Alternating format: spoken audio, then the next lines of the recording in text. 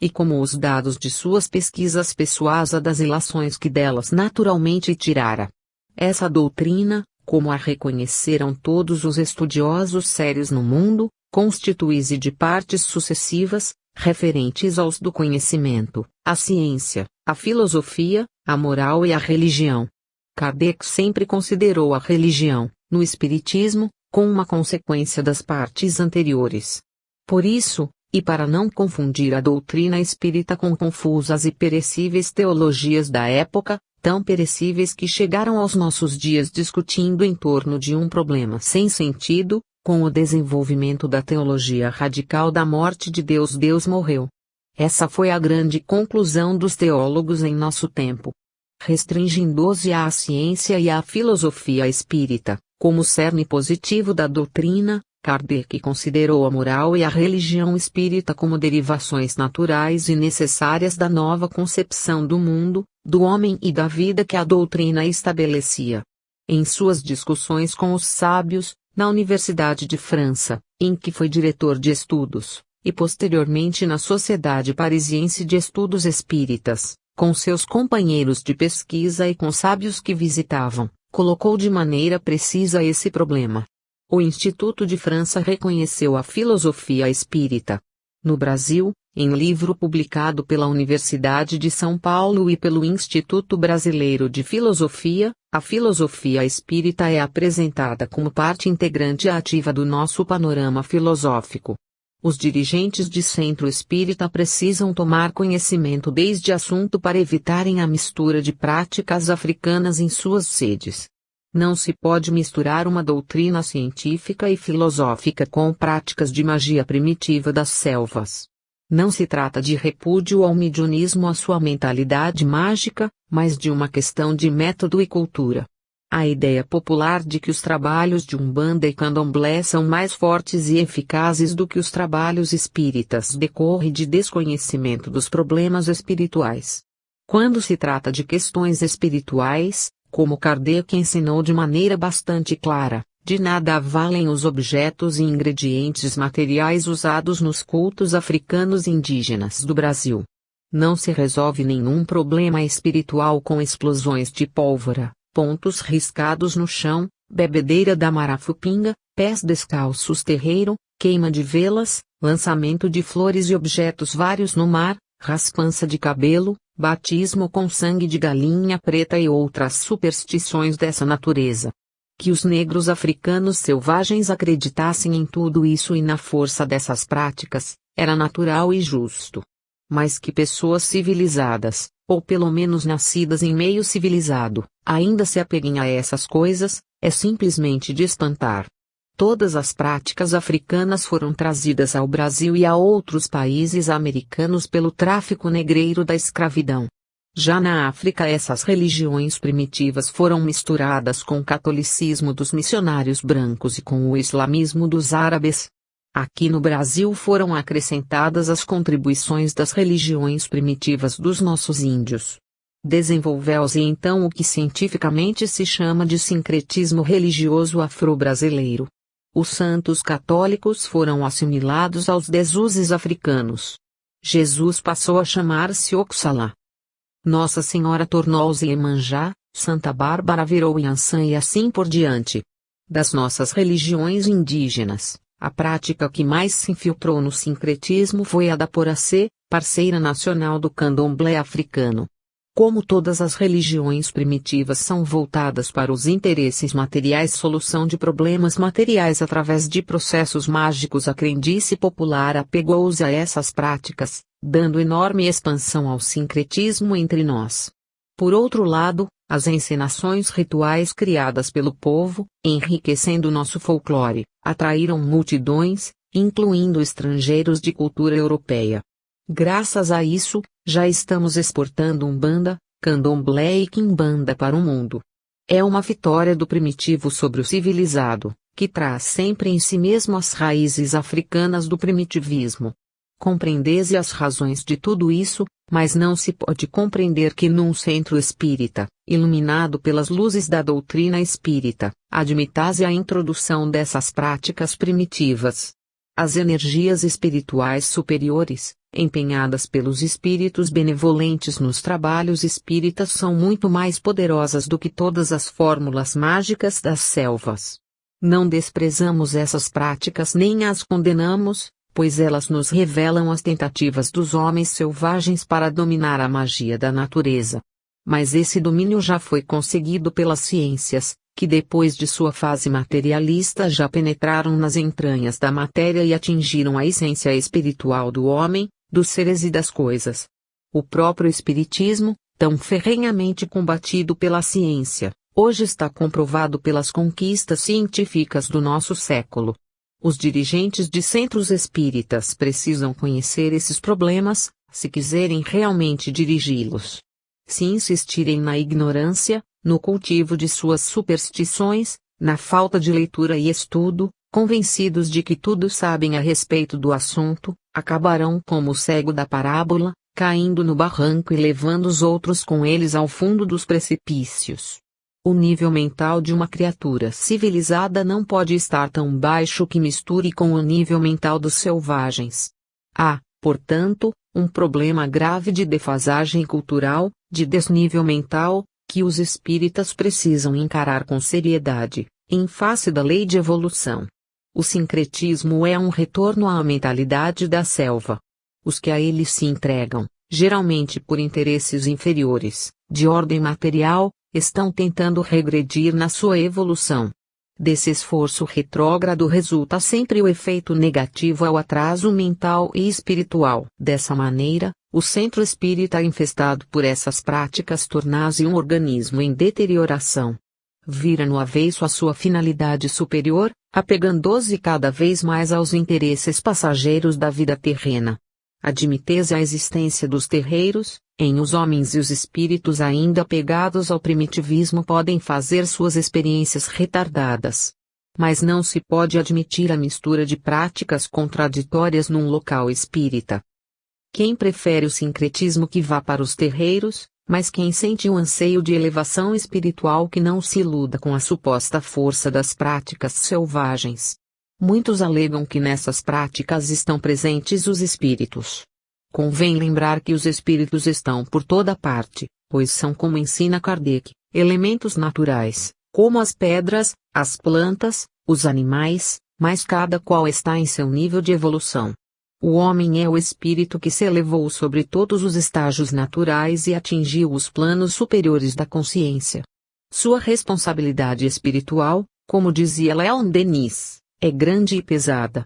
No centro espírita a compreensão desse problema deve ser permanente, pelo menos de parte dos que o dirigem. Ao mesmo tempo, precisamos aprofundar a nossa compreensão do problema dos negros entre nós. Os adversários do espiritismo costumam alegar que nas práticas doutrinárias sempre aparecem espíritos de negros e índios, numa prova da condição inferior da doutrina e do meio espírita. Podemos lembrar a influência do negro e do índio na cultura norte-americana e a supremacia do espírito negro Silver Beecher no movimento espírita inglês. Os motivos disso são historicamente visíveis. Nós, os brancos, estabelecemos o tabu da superioridade racional do branco no mundo. Invadimos a África para explorá-la e caçar os seus filhos como bichos, submetendo-os à escravidão. Até hoje mantemos no mundo posições racistas intransigentes. Depois de séculos de exploração e humilhação do negro, abrimos mãos do colonialismo africano por motivos econômicos e após devastações e crueldades. Não deixamos na África a herança de civilização que devíamos deixar, mas uma herança de barbárie, com que as nações africanas lutam desesperadamente. Não somos credores da África, mas devedores.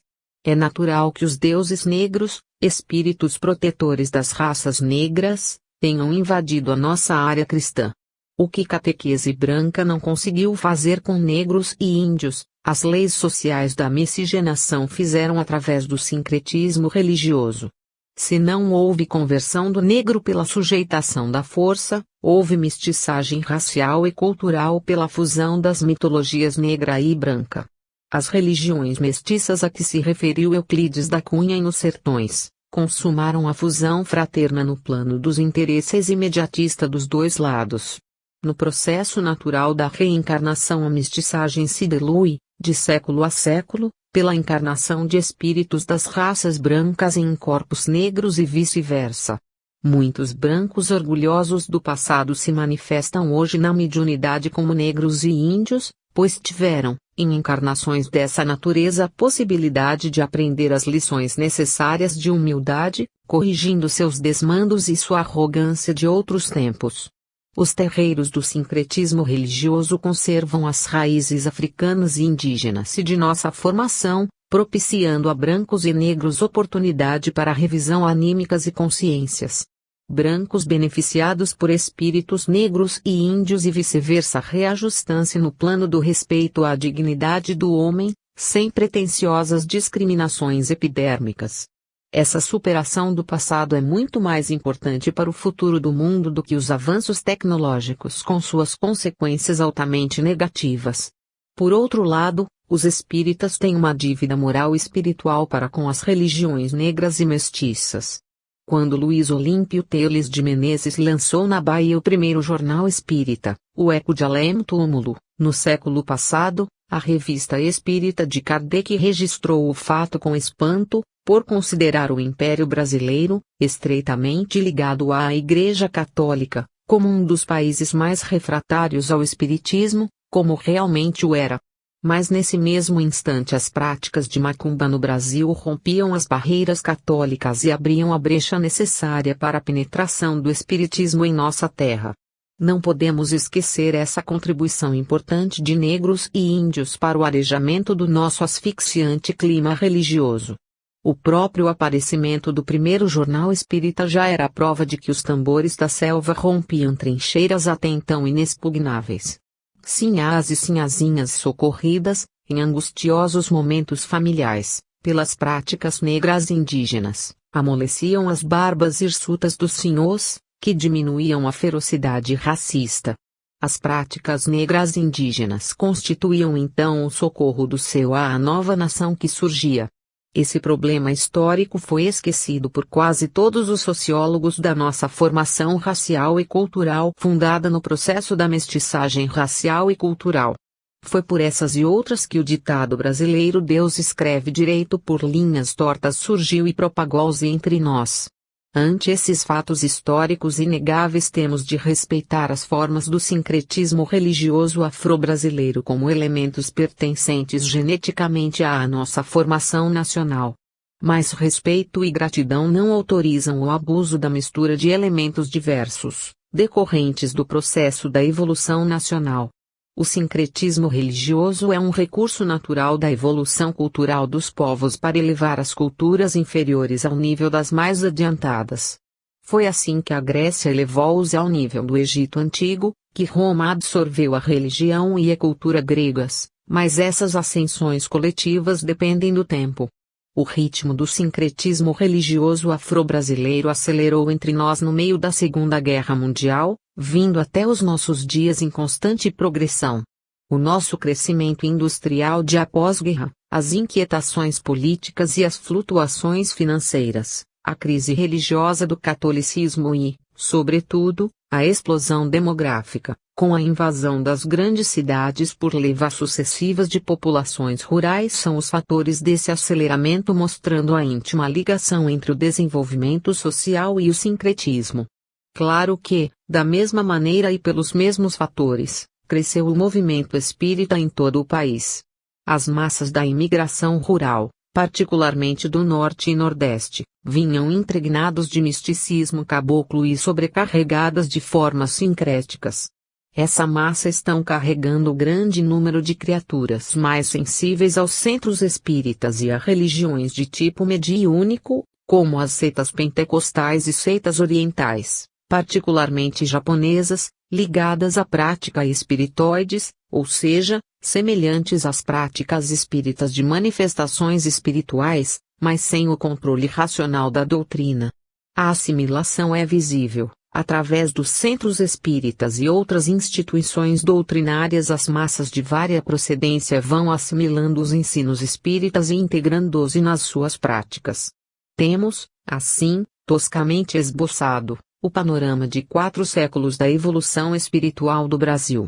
As raízes africanas do sincretismo, que são as mais importantes, já apresentam hoje uma gama crescente de formas sincréticas que vão desde o terreiro negro-caboclo, com seus rituais tipicamente selvagens, até os mais voltados para a imitação católica, e os grupos intelectualizados que se esforçam ingratamente para dar à Umbanda, principalmente a esta, uma origem indiana, através de teorias pretensiosas que deformam a verdade histórica e social.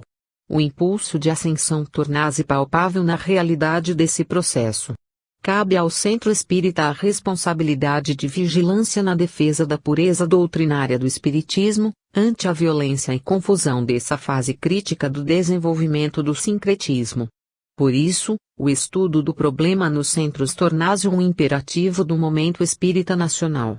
Mas é necessário critério lógico, muita compreensão, humildade e amor para que os centros possam cumprir a sua missão esclarecedora e orientadora. 5. Deus no centro. Há bem mais de um século que os sacerdotes, os pastores, os catequistas e as mais altas autoridades das religiões cristãs no mundo de Deus acusam o espiritismo de invenção diabólica e o centro espírita de casa do diabo. Mas, no ocorrer do tempo, essa situação ingrata foi se modificando. As artimanhas do diabo foram gradativamente vencendo os escrúpulos dos ministros de Deus. Padres e freiras, monges e monjas, sacristãos e coroinhas, pastores e ovelhas começam a perceber que os espíritas também são filhos de Deus e merecem a benção do Pai. Assim, aliviado do peso das maldições e da pressão dos preconceitos, o centro espírita deixou de ser o espantalho dos crentes e passou mesmo a atraí-los. O centro espírita caluniado, humilhado e humilde, muitas vezes de pés descalços como Anchieta e Meritiba, começou a cair nas graças do povo. Por quê? Porque era apenas uma parcela do povo e nele não se exaltava ao diabo, mas a Deus. Quem vive de mãos dadas com demônio não tem o direito de proferir o santo nome de Deus, gritava um padre sincero, cheio de indignação divina, no púlpito de sua igreja, aqui mesmo em São Paulo, nos idos de 1930. Mas o tempo, que tudo cura e tudo prova, curou a fúria do padre e provou que Deus está também no centro espírita. Suprema heresia que ninguém pode evitar, pois Deus não pede licença a ninguém para estar em toda parte e em tudo, segundo o próprio dogma da onipresença divina, sustentado pelas igrejas. Hoje, como nos disse certa vez o Dr. Romeu do Amaral Camargo, Deus está no centro. Custou muito para as igrejas aceitarem essa possibilidade, através de apenas alguns de seus profitentes. Mas isso não é de espantar a ninguém, pois também somente agora, em recente declaração do Papa Paulo VI, divulgado pela imprensa mundial, o Vaticano reconheceu oficialmente que há uma presença de Deus no judaísmo. Mas se Deus está na Bíblia, isso está é a palavra de Deus, sobre a qual se assentam todas as religiões cristãs, como só agora se percebeu que Deus está na sinagoga. Na costa do Pacífico, nos Estados Unidos, país ciosamente cristão, existem várias igrejas do diabo. Quem poderá reconhecer oficialmente a presença do diabo nessas igrejas, agora que o Espiritismo provou ser de Deus e não do diabo? Com o correr do tempo, tornou-se mais fácil provar a existência de Deus em algum lugar do que a presença do diabo. Não devemos perder muito tempo com essas curiosidades, mas como a memória humana é fraca, precisamos assinalar esses fatos. O trocadilho Deus está no centro encerra uma verdade que todos os espíritos conhecem de perto. No centro do universo está Deus, não em figura mas em realidade, pois se Deus é o todo em essência e tudo provém dele, tudo pertence a ele, tudo é ele e ele dirige e governa tudo. É evidente que o centro espírita, onde tudo se faz em nome de Deus, não pode estar sem Deus. Giovanni Papini, o famoso escritor católico italiano, autor da famosa obra Dois Diavolo, causou escândalo na Santa Sé ao sustentar que o diabo reverterá a Deus. Mas os teólogos aturdidos com as atrocidades da Guerra Mundial resolveram declarar ao mundo que Deus morreu. Se isso realmente aconteceu, A situação das igrejas é insolúvel e toda a teologia das igrejas veio abaixo. Pois se Deus morreu, não era imortal, e se o diabo ficou em apuros, pois não tem quem o perdoa, continua vivo após a morte de Deus e é mais invulnerável que Deus. No centro espírita a notícia dessa morte não causou o menor abalo, porque todos sabem, até os adeptos de inteligência mais modesta, que Deus está ali, talvez sentado liberalmente entre eles, sorrindo da sua morte impossível. Numa atitude puramente humana, os teólogos quiseram colocar Jesus, provisoriamente, segundo dizem, no trono de Deus, como legítimo herdeiro do trono supremo.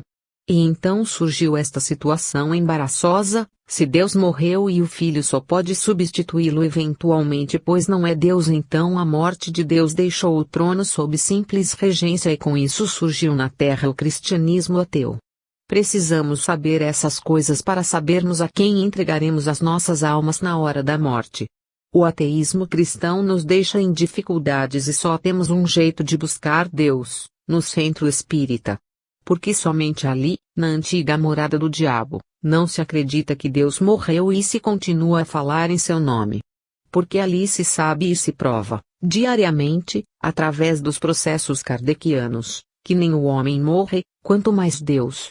A teologia, arrogante e vaidosa ciência de Deus, fechou as suas portas douradas com o balanço total da sua falência. Se Deus morreu, acabou-se o negócio. A onipotência e a onipresença de Deus são dois mistérios teológicos admitidos por quase todas as religiões.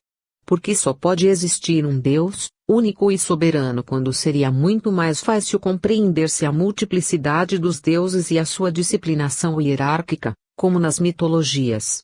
A resposta a esta pergunta, agora reformulada pelos neopoliteístas, nos leva diretamente para o centro do problema cristão e para o centro da mundividência espírita. No judaísmo arcaico, herdeiro das velhas concepções mesopotâmicas, a existência de Deus único era uma necessidade orgânica. Derivada do antropomorfismo mais remoto em que o homem era a síntese e o modelo de todas as coisas, essa concepção figurava o cosmo como um grande ser que abrangia em sua conformação ideal a totalidade das coisas e dos seres existentes. O isoloísmo grego, teoria do mundo como um ser vivo, dotado de corpo e alma, confundia a natureza divina com a natureza humana. Ajustando essa ideia estática ao movimento incessante das coisas, Zoroastro, na Pérsia, apresentava a imagem de Deus no fogo, nas labaredas, que são ao mesmo tempo estáveis e instáveis. O judaísmo, nascido das entranhas da concepção mitológica dos povos da antiguidade, avançava além dessa concepção, apresentando Deus como um ser humano de dimensões inimagináveis, mas dotado do poder pois possuía todos os poderes de revelar-se aos homens em dimensões humanas. Proibia que se fizesse figuras de Deus, mas na arca sagrada havia oculta sua imagem pintada por mãos humanas. Na Bíblia, essas contradições é bem marcante. Manifesta-se na forma humana de Javé, com todas as imperfeições humanas do amor e do ódio, da ambição e do ciúme, da voracidade cruel e brutal de Baal e da preferência pelo seu povo, com inteiro desprezo pelos demais povos, considerados impuros. O protecionismo a Moisés, tão assassino e ciumento como Caim, lembra as preferências dos deuses mitológicos da Grécia por seus pupilos. Deus local, como os deuses gnomos egípcios, mas sem possuir terra própria, leva os judeus à conquista brutal e impiedosa de Canaã, para ali estabelecer o seu feudo, sem a menor contemplação para com o povo cananita. Não é de admirar que cristianismo igrejeiro, apegado ferozmente à Bíblia, se atrelasse mais tarde ao carro das iniquidades romanas, massacrando e explorando povos mais fracos. É das entranhas desse Deus humaníssimo, vingativo e mau como os homens, exclusivista e contraditório, que nasce a ideia do Deus único. Mas, apesar de tudo isso, a unicidade de Deus é tão necessária como a unicidade do homem. A esquizofrenia nos mostra o que é um homem alienado, um espírito dividido em si mesmo, incapaz de coordenar as suas faculdades e controlar os seus poderes. Um Deus partido em três, Segundo o dogma da Trindade, seria um Deus esquizofrênico e sua desordem divina, sua insegurança interna se refletiria no caos de um universo absurdo. Assim, da dialética das concepções contraditórias Deus é que vai nascer a lógica da concepção monoteísta. Deus só pode ser um, solitário e soberano no inefável, nas solidões vazias do cosmo. Nessa solidão ele cresce em seus poderes até o momento em que, estremecendo e acordando da sua hibernação espantosa, toma consciência de si mesmo e realiza, com apenas uma palavra, o fiat da criação universal e total. E como a criação preenche os espaços vazios, em todas as direções, Deus permanece no centro, dirigindo e controlando seus domínios inacessíveis à imaginação humana. Eis porque Deus é único e só pode ser único, apesar de poder tudo. As contradições do politeísmo provinham da concepção caótica do universo, não permitindo à mente humana uma concepção harmoniosa da realidade. No monoteísmo temos apenas uma contradição, que é a de Deus consigo mesmo, e esta gerar a síntese do todo, para dar ao homem a possibilidade de compreender a realidade e estruturá-la no conhecimento, sem o qual nada saberíamos nem poderíamos. É assim que a realidade cósmica, não acessível à inspeção completa do homem, fica ao seu alcance graças à estrutura de leis regulares e universais, que lhe facultam as ligações necessárias a uma visão geral do universo. Deus é o poder gerador e mantenedor dessa realidade sem limites, e o conceito de infinito, vaga suposição da antiguidade, se torna positivo pela revelação de unidade orgânica, e necessariamente orgânica do cosmos. Note-se bem, unidade orgânica, semelhante à da nossa estrutura, que é una apesar da multiplicidade dos seus órgãos e membros, porque todos a eles pertencem a um organismo único.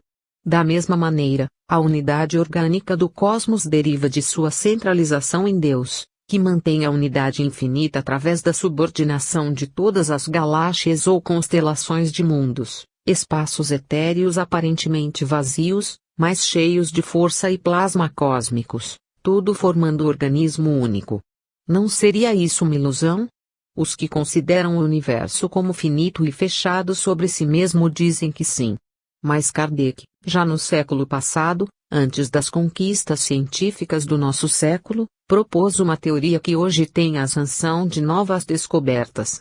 Por mais que tentemos dar ao universo um limite, lembrou ele, por mais que avancemos em nossa imaginação, sempre estaremos em face de espaços que se desenrolam além.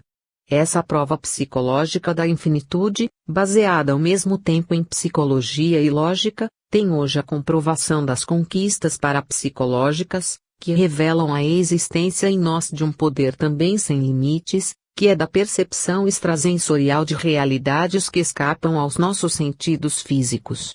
Não se trata de simples intuição, mas de captação de realidades que estão fora do alcance dos nossos sentidos e dos nossos instrumentos. O homem sente e intui que o universo é infinito. Teorias físicas e cálculos matemáticos o contradizem. Mas a percepção extrasensorial, fundada em suas potencialidades inconscientes, continua a dizer-lhe que, para as dimensões do cosmos, não há limites. No centro espírita a presença de Deus se faz sentir nas manifestações mediúnicas que derrubam as barreiras da morte, pelas declarações unânimes dos espíritos superiores, comprovadamente possuidores de conhecimentos muito superiores aos nossos, pela revelação, comprovada através de pesquisas e experiências científicas de sábios eminentes do século passado e deste século, de que existem no homem potencialidades muito superiores às que ele revela quando encarnado, sujeito aos condicionamentos da vida carnal. Não se trata de dogmas estabelecidos por concílios de cegos supostamente divinos, mas de pesquisas objetivas e controladas pela metodologia científica. Deus não é uma hipótese, mas uma realidade comprovada pelo princípio científico segundo o qual, dos efeitos remontamos às causas. Deus é a fonte causal de toda a realidade. Kardec tirou desse princípio, por ilação lógica amparada pelos fatos, a lei espírita segundo a qual, não há efeitos inteligentes sem causa inteligente, e a grandeza dos efeitos revela a grandeza de causa. Esse é o raciocínio básico das provas espíritas da existência de Deus. Mas além disso, a presença de Deus no centro espírita se comprova pelas manifestações dos seus mensageiros, os espíritos superiores a seu serviço por todo o infinito. Essas manifestações não são constantes e gratuitas, mas ocorrem de maneira inesperada e com finalidade certa. Mas é sobretudo no coração dos humildes que Deus se afirma como realidade viva e atuante, nas sessões de auxílio espirituais. Um coração angustiado de mãe que se alivia e alegra ao receber a visita do filho que parecia morto para sempre, numa comunicação mediúnica oral ou numa aparição pela vidência despertada na mãe. Numa comprovação pela aparição tangível ou materialização, como no caso famoso de Frederico Figner e sua esposa, que, em Belém do Pará, através da mediunidade de Ana Prado, uma mulher humilde, tiveram a oportunidade de retornar sua filha Raquel novamente nos braços, sentá-la no colo e conversar com ela viva e alegre, que censurava a mãe por se trajar de luto. Numa aparição tangível da sua própria mãe, dada a um sábio famoso que combatia o espiritismo como superstição infundada, como aconteceu com César e Lambroso em sessão com a médium Eusápia Paladino, presidida pelo professor Sciaia, da Universidade de Milão. Lambroso abraçou a mãe, que falou com ele, e nos dias seguintes declarava num artigo de retratação, pela revista Ombra e Luce, daquela cidade: nenhum gigante da força e do pensamento poderia fazer para mim o que fez essa pobre mulher analfabeta, arrancar minha mãe do túmulo e devolvê-la aos meus braços. Não eram aparições ocasionais, facilmente atribuíveis a fatores psicoemocionais, mas aparições provocadas em nome de Deus, em sessões experimentais em que o ingrediente Deus não havia sido desprezado. Com a permissão de Deus, dizem sempre os espíritos agraciados com essas oportunidades de reencontro após a morte. O centro espírita se caracteriza, assim, como o centro de comunicações com os que já deixaram a vida terrena, mas continuam vivos e ativos na outra face da vida. Nada se paga para falar com os mortos, os supostos mortos da nossa ignorância, porque os serviços de Deus são gratuitos desde o nascimento, que é um prodígio de Deus, até a morte, que é a graça de Deus libertando-nos da asfixia da carne, e além da morte, nas maravilhosas possibilidades das manifestações mediúnicas. Deus está no centro espírita em que as criaturas se reúnem de coração puro, confiantes no seu poder infinito. O preço da comunicação é geralmente o aparecimento do espírito ou dos que desejam reencontrá-lo. Os dirigentes de centros precisam meditar diariamente nas responsabilidades que assumem ao aceitar os seus cargos, que na verdade são encargos divinos. Deus não exige de nós mais do que podemos dar. Não quer que nos apresentemos a Ele e aos homens com as vestes nupciais da parábola, que ainda não possuímos. Não podemos enganá-lo com sorriso de falsa bondade, de fraternidade fingida, escondendo nas moitas do coração selvagem a serpente da inveja, da intriga, da censura ao próximo, do julgamento desprezível do irmão que se senta ao nosso lado. Não vemos Deus no centro porque não temos condições para isso, mas podemos vê-lo no semblante sincero e ingênuo e no coração puro dos que não alimentam vaidades e preconceitos negativos ao nosso redor. Deus não está ali, diante de nós, como um ser visível e corporal. Ele impregna o centro, como impregna o recinto de todos os templos frequentados por criaturas sem maldade e sem reservas. Mas podemos ver o seu rosto no semblante dos que se entregam com amor ao serviço do bem, tocar as suas mãos nas mãos sinceras e boas dos que nos amam sem restrições. E se os hipócritas nos cercam e nos olham com fingida amizade, podemos ser para eles a mensagem do amor e da sinceridade que flui de Deus para o nosso coração. Deus no centro é Deus em nós, ajudando-nos a crescer com o fermento da fraternidade, que ele pouco a pouco aumenta em nossa medida de farinha, na proporção em que a farinha do nosso egoísmo absorve o fermento e se transforma no pão que nos alimenta a alma. Estas não são imagens líricas, mas a verdade espiritual trocadas em figuras e expressões de amor, como as que encontramos nos Evangelhos de Jesus. Não é o autor do livro que as produz, mas os espíritos benevolentes que, Em nome da fraternidade humana, as transmitem aos que desejam servir a si mesmo e ao próximo. Porque aqueles que desejam servir-se na mesa do bem, naturalmente repartem o seu pão com os irmãos famintos de bondade, como Jesus o fez com os apóstolos na estalagem da estrada de Emaús. Deus no centro não é a presença exclusiva para ninguém, mas presença inclusiva para todos, a todos incluídos em seu chamado para a vida do Espírito. Os que procurarem compreender e sentir a sua presença no centro a levarão consigo para casa. As pretensões de superioridade, o desejo egoísta de ser impor aos demais, o ciúme corrosivo e o julgamento do próximo em nosso íntimo ou em nossa língua não nos deixa perceber a bondade de Deus. Os que se sacrificam para melhor a terra, dando de si o que podem e muitas vezes o que não podem, esses fazem a vontade de Deus. Os que batem a língua nos dentes para destilar venenos de serpente não podem perceber a presença de Deus no centro e só percebem os espíritos malévolos e sofredores. 6. As almas frágeis. O centro espírita é o refúgio das almas, encarnadas e desencarnadas. Substitui no presente os templos do passado, onde as pompas terrenas estimulavam as almas frágeis, sugerindo-lhes o amparo das potências celestes. A riqueza dos templos, o fulgor das luzes nos altares, os paramentos do sacerdote, os vitrais coloridos e a música sagrada reboando nas naves agiam ao mesmo tempo como anestésicos das angústias terrenas e excitantes esperanças celestes. Era toda uma técnica divina, provinda das origens humanas, do silêncio misterioso das selvas das matas, em que a densa folhagem das árvores enormes filtrava a luz do sol em gamas de coloridos arco-irizados. A ideia do sagrado sugeria a transmissão dos poderes divinos através dos sacramentos e dos rituais. Mas o tempo passou a sua esponja mágica nos séculos e nos milênios amadurecendo as almas frágeis e despertando-as para a consciência de si mesmas. Na esteira das renovações surgiram as reuniões simples dos clãs e dos grupos familiares, junto às fontes murmurantes em que os oráculos e as pitonisas interpretavam a voz dos deuses na voz das coisas.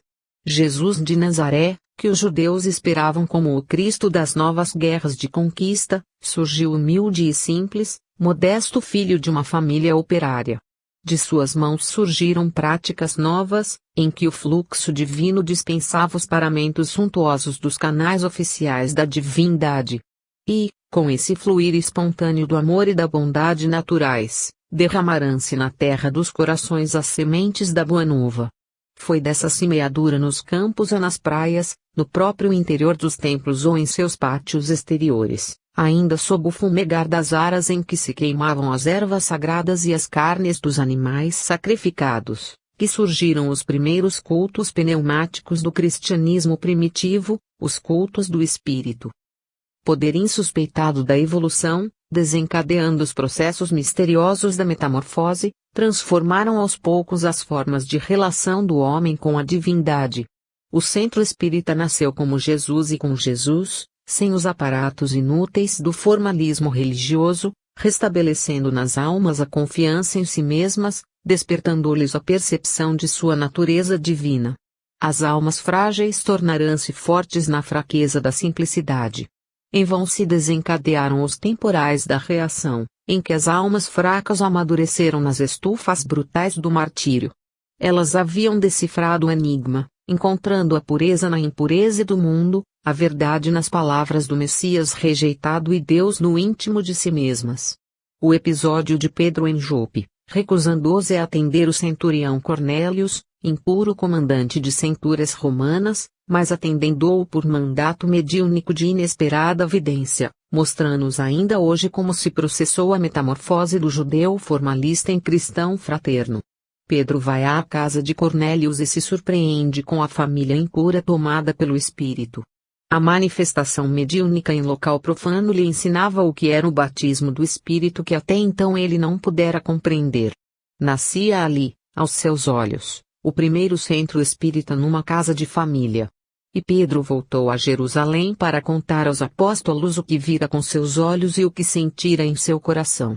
O céu baixava à terra e nela se abria como se abrem as flores do campo, com o mesmo esplendor dos lírios que as vestes suntuosas de Salomão não podiam superar. Mas o tempo ainda haveria de fluir nas ampulhetas por quase 2 milênios, até que a metamorfose anímica e consciencial se definisse na missão de Kardec. O Espiritismo abalou as estruturas do mundo artificial dos homens, revelando-lhes assustadoras perspectivas de responsabilidade moral e espiritual. Subverteu a ordem estática das aparências convencionais e soltou sobre as igrejas, as academias, as universidades, os gabinetes dos sábios e toda a estrutura vacilante das ciências os seus fantasmas até então considerados como simples ficções literárias.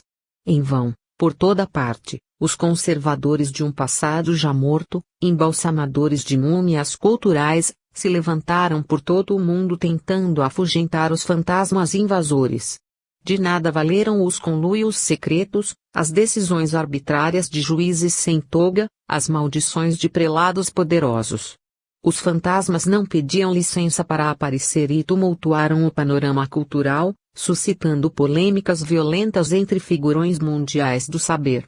Em meio ao temporal as almas frágeis se refugiavam humildes nas reuniões familiares do velho culto pneumático ressuscitado. E dessas reuniões domésticas, como as do cristianismo primitivo, das tertúlias à sombra das figueiras de Betânia, com as figuras simples e amorosas de Lázaro, Marta e Maria ao redor do Mestre, nasciam e se multiplicavam os centros espíritas. Essa genealogia bimilenar do centro espírita, ao mesmo tempo humilde e grandiosa, atesta sua origem humana e divina, conferindo a Kardec o título de herdeiro de Deus e co-herdeiro de Cristo, segundo a conhecida expressão do apóstolo Paulo. Um título comum, que Paulo estendeu a todos os que aceitaram ou acolheram a boa nova em seus corações. Ninguém o fez com mais sacrifício e dedicação, com mais amor, confiança e fé, do que o codificador do Espiritismo. E a genealogia prossegue na descendência espiritual de Kardec. Mas não há nisso nenhuma intenção de vaidade ou orgulho mundano, pois as sucessivas gerações espíritas não descendem do sangue, sim do espírito. A filiação à linhagem espiritual de Kardec não nos proporciona títulos honoríficos ou terrenos, mas obrigações muitas vezes dolorosas e sacrificiais, no decorrer de vidas de abnegação ao próximo e de fidelidade ao futuro. O centro espírita, como a relva, nasce por toda parte, e quando os poderes temporais o decompõem ou esmagam, ele renasce com teimosia desafiante. Porque aqueles que viram e conheceram a verdade, que a sentiram ao menos uma vez em seus corações, jamais a esquecem e jamais a negam. As almas frágeis se fizeram fortes ao sopro dos ventos proféticos. Criaturas ingênuas e desprovidas de tudo, órfãs da cultura secular, sentem-se apoiadas na rocha das experiências vitais do espírito e são capazes de enfrentar os titãs da cultura mundial com a firmeza dos estoicos. Nada as abala, nem sofismas nem maldições, porque experimentaram o toque da verdade em si mesmas. Os que dizem ter sido espíritas e deixado a doutrina, nunca o foram.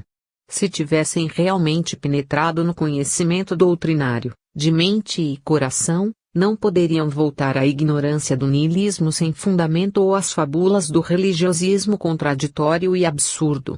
Um marinheiro que deixou o mar nunca se esquecerá do marulho das ondas e jamais perderá a lembrança das amplidões marinhas em que navegou. As almas frágeis são remanescentes dos rebanhos religiosos embalados ao longo dos séculos pelos pastores piedosos, herdeiros da flauta de Pan. Ao som melodioso e enganador das flautas adormeceram no tempo, vigiadas e protegidas. Não são as almas primitivas, pois estas são geralmente fortes e bravas, carregadas dos impulsos animais. Ao contrário destas, elas se acomodam nas sensações agradáveis da vida material e repetem encarnações sucessivas de acomodação e indolência, abusando de seu livre-arbítrio ao invés de utilizá-lo no processo evolutivo. Somente a dor, nas duras provações, consegue arrancá-las do círculo vicioso. Como diz Lázaro, numa das suas mensagens do Evangelho segundo o Espiritismo, só podem saltar o obstáculo e avançar sob a dupla ação do freio e da espora. As almas frágeis precisam ser constantemente vigiadas e orientadas no centro espírita, pois se entregam facilmente a um misticismo inferior, tentando alcançar a angelitude através de submissão interesseira a espíritos mistificadores, dirigentes de vistas curtas e médiuns pretensiosos. Gostam de ordens, fraternidade, escolas evangélicas, de sacristia e coisas semelhantes, onde possam usar distintivos, insígnias e serem classificadas em graus de evolução. Todas essas modalidades de agrupamentos exclusivistas, separatistas e pretensiosas servem para protegê-las na sua fragilidade. Não gostam de atitudes positivas e enérgicas e fariam do movimento espírita uma irmandade do Senhor morto, se conseguissem dominar o meio. Os presidentes e dirigentes de centros precisam exercer rigorosa vigilância em suas instituições, para que essas almas infantes não deturpem santamente a doutrina, com as melhores intenções de que o inferno está cheio. Todas as formas de resíduos do passado igrejeiro agradam a essas almas traumatizadas, que são atraídas ao espiritismo precisamente para se curarem nele e não para prejudicá-lo. O espiritismo não é uma doutrina de passividade contemplativa. Sua finalidade, como os espíritos superiores disseram a Kardec, é revolucionar o mundo inteiro, modificando-o para melhor. A essência cristã do espiritismo reflete as atitudes vigorosas do Cristo em luta com as estruturas asfixiantes do mundo antigo. O espírita verdadeiro é um construtor do futuro. Cabe-lhe o dever inalienável de estudar a doutrina, aprofundar-se no seu conhecimento, difundi-la com vigor e confiança para que a sua luz solar afugente as trevas de um passado contraditório de lamúrias, imprecações e louvores subservientes a Deus, como se Deus fosse um tirano injusto à espera dos nossos rapapés para nos conceder a sua proteção. A promessa evangélica do Consolador se cumpre na doutrina espírita de maneira positiva e não através de cantigas de ninar, de palavrório anestesiante. A própria dureza do mundo atual, com suas atrocidades, sua ganância, sua criminalidade aviltante, mostra-nos que o tempo dos contos da carochinha já passou, que a humanidade entrou na fase da madureza e tem de aprender a enfrentar os seus problemas por si mesma. Não que Deus nos tenha abandonado ou esquecido, ou que tenha falecido de um enfarte divino, como querem os teólogos do cristianismo ateu, mas porque marcou os limites de nossa ilusão comodista, lançando-nos face a face com os resultados do nosso comportamento no mundo. Todas as dificuldades atuais são consequências dos abusos que cometemos no uso do nosso livre-arbítrio, apesar de todo o auxílio e de todas as advertências que recebemos do alto nas etapas sucessivas da nossa evolução, por falta de uma tomada de consciência do que somos e da finalidade superior da nossa própria existência. O consolo que o Espiritismo nos dá não é a proteção fictícia da fé cega, dos sacramentos vazios de sentido, do socorro espiritual egoísta, em forma de privilégios injustificáveis, do paternalismo dos sacerdotes profissionais, dos agrados interesseiros de médiuns finais.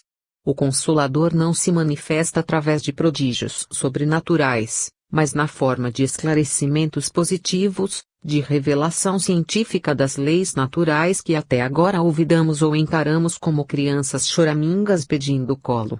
O Espiritismo nos consola como fez o Cristo, provando aos seus discípulos que cada um de nós é um ser imortal, de natureza divina, que nasce para morrer, pois a morte é o fim do aprendizado terreno, de maneira que morremos para ressuscitar em plano superior, a fim de prosseguirmos a nossa evolução em condições mais favoráveis.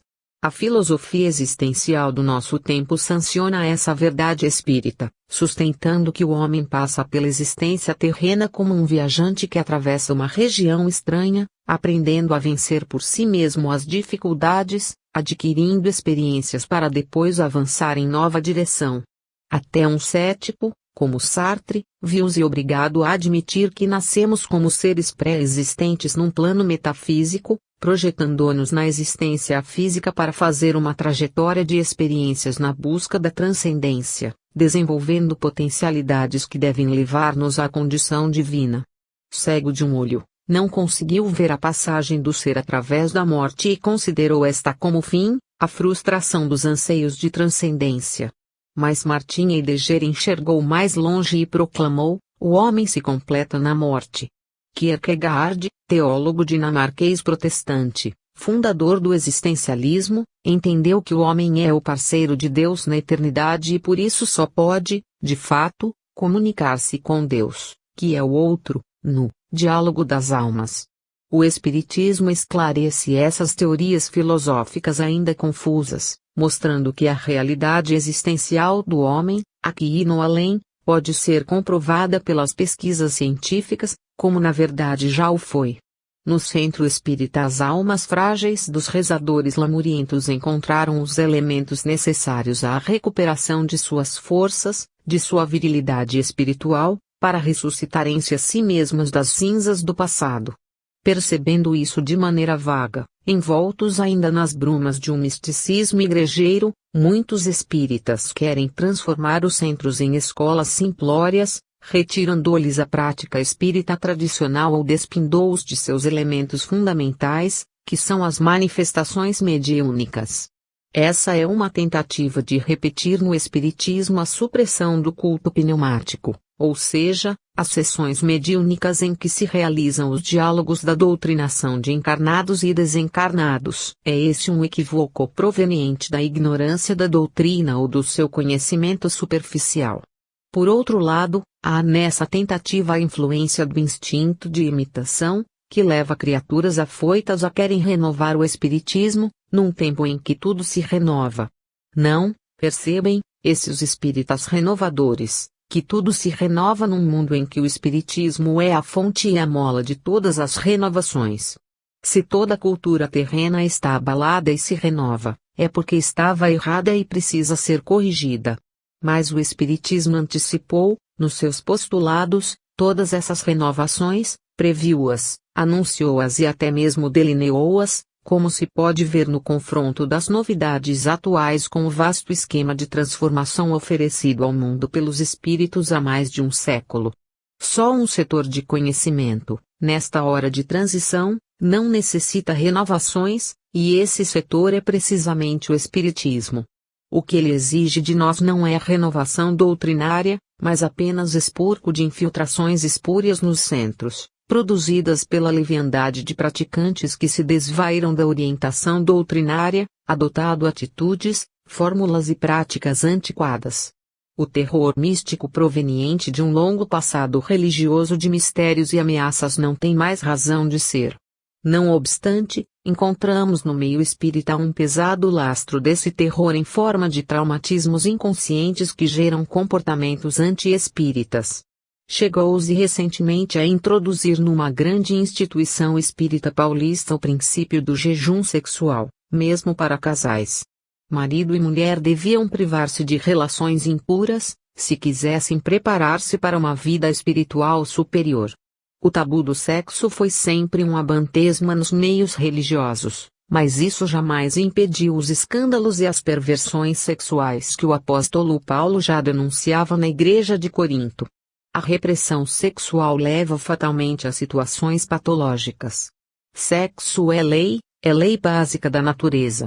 Querer suprimi-la é querer suprimir a vida. Condená-la é condenar o homem, a criatura humana. É censurar a Deus que a estabeleceu de maneira irrevogável. Se a relação sexual é pecado, somos todos filhos de pecado. Nada e ninguém nasce por geração espontânea, pois mesmo os vírus hoje indicados como prova dessa forma de geração, resultam de formas sexuais específicas das formações cristalinas. Lei dialética de síntese e reprodução, o sexo influi na manutenção de todo o equilíbrio da natureza. A função sexual não é apenas reprodutora, mas também diretora do equilíbrio orgânico e psíquico da criatura humana. Estabelecer sistemas de abstinência sexual nos centros, como forma de comportamento espiritual para os espíritas, é simplesmente negar toda a doutrina, que tem por fundamentos a evolução humana através da reencarnação, dos processos afetivos entre homem e mulher, da criação e educação dos filhos, da formação familiar como célula básica de todas as estruturas sociais e raciais. O celibato religioso contradiz os fundamentos da religião. É uma violência contra as fontes da vida. Apagueis o sexo do mundo e voltaremos aos espaços vazios de mundos mortos na mecânica fria dos tempos anteriores à Gênese. Por isso, a história religiosa está povoada de íncubos e súcubos, os espíritos vampirescos que, durante a Idade Média, atormentavam freiras e frades na suposta santidade dos mosteiros e conventos. E ainda hoje a ação desses espíritos se faz sentir por toda parte, em manifestações espantosas que, em geral, permanecem ocultas nos arquivos da pesquisa psíquica mundial. O centro espírita não pode pactuar com esses resíduos criminosos de um passado estúpido. Claro que não se quer o abuso, pois isso é naturalmente condenado pelos princípios espíritas da moral evangélica. Essa moral, como vemos nos textos evangélicos, não é condenatória nem repressiva do sexo. O que ela pretende é moralizar o sexo e não condená-lo ou suprimi-lo. O ensino de Jesus a Nicodemos: é preciso nascer de novo, o caso de Madalena, a cortesã compreendida pelo Mestre, o episódio da mulher adúltera que os hipócritas queriam apedrejar mostram de sobejo que a posição de Jesus em face desse problema era de compreensão e respeito pela condição humana. As almas frágeis do meio espírita devem atirar no caminho a bagagem pesada dessas condenações do passado, sem temer as ameaças do céu nem entregar-se às fascinações da terra. O Espiritismo esclarece a questão sexual em termos racionais, levando em conta a naturalidade das funções humanas na vida terrena. São criminosos inconscientes os que pretendem implantar no meio espírita sistemas que já mostraram sua inconveniência na própria história do cristianismo. Assim como o homem não regride na sua evolução, a ciência suprema do homem que é o Espiritismo, não pode regredir no seu desenvolvimento, tão penosamente realizado na Terra. Os moralistas de vistas curtas nunca perceberam as consequências negativas de suas atitudes. A verdadeira moral não se constitui de proibições absurdas, pois estas são a negação de toda a moral, em favor dos grandes surtos de imoralidade. 7. Disciplina fraterna. O problema da disciplina no centro espírita é dos mais melindrosos e deve ser encarado entre as coordenadas da ordem e da tolerância. Não se pode estabelecer e manter no centro uma disciplina rígida, de tipo militar. O centro é, além de tudo o que já vimos, um instrumento coordenador das atividades espirituais. No esquema das suas sessões teóricas e práticas, a questão do horário é imperiosa, mas não deve sobrepor-se às exigências do amor fraterno. Não é justo deixarmos fora da sessão companheiros dedicados ou necessitados, porque chegaram 2 ou 3 minutos atrasados. Vivemos num mundo material e não espiritual, em que as pessoas lutam com dificuldades várias no tocante à locomoção, de compromissos diversos, e é justo que se dê uma pequena margem de tolerância no horário. Essa margem não deve também ser estabelecida com rigor, mas deixada ao critério do dirigente dos trabalhos, que saberá dosar as coisas de acordo com as conveniências. O rigor exagerado na questão de horário, mormente nas cidades mais populosas, causa aborrecimentos e mágoas a pessoas sensíveis que, depois de aflição e correria para chegar na hora certa, viram-se impedidas de participar da reunião por alguns segundos ou minutos. Temperando-se as exigências da ordem cronológica com o dever da atenção aos companheiros, podemos evitar aborrecimentos perfeitamente superáveis. Claro que esse é um problema a ser sempre esclarecido nas reuniões, para que todos possam ter conhecimento da flexibilidade possível no horário. O simples fato de haver essa flexibilidade, já tira a disciplina o seu aspecto opressivo. Essa mesma dosagem de ordem e tolerância deve ser aplicada a outros problemas, de maneira a assegurar-se, o mais possível, um ambiente geral sem prevenções, que muito ajudará na realização dos trabalhos. Tratamos das almas frágeis no capítulo anterior. Devemos agora tratar das almas fortes, as mais apegadas ao problema disciplinar. As almas fortes são aquelas que procedem de linhas evolutivas em que os espíritos se aperfeiçoam no uso da independência e da coragem. Por isso mesmo trazem consigo um condicionamento disciplinar que não aceita facilmente as concessões a que aludimos. Uma palavra rude de uma alma forte, embora não intencional, pode ferir a susceptibilidade de uma alma frágil, prejudicando-a no seu equilíbrio por uma insignificância. Ora, segundo a regra geral das relações humanas, o forte deve proteger e amparar o fraco, para ajudá-lo a se fortalecer. Os dirigentes de trabalhos devem cuidar de evitar esses pequenos atritos que não raro têm consequências muitas maiores do que se pensa. Por outro lado,